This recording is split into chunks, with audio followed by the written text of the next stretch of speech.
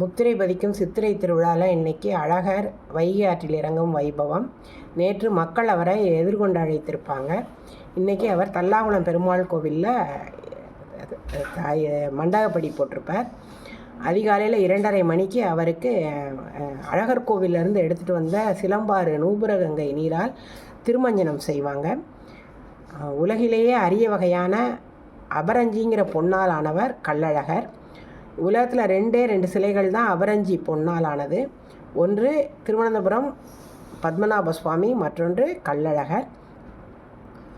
அப்புறம் பட்டர் என்ன வண்ணத்தில் பட்டு எடுக்கிறாரோ அதை பொறுத்து அந்த ஆண்டு அமையும். ஏன்னா சித்திரை மாதம் தான் வருடத்தின் முதல் மாதம்.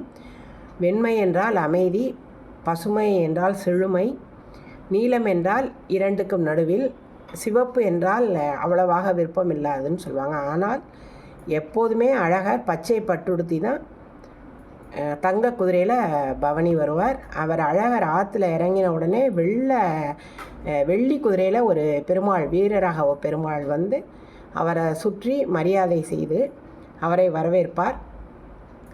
மக்கள் அழகர் ஆற்றுல இறங்கின உடனே அப்படி கரகோஷம் விடுவாங்க.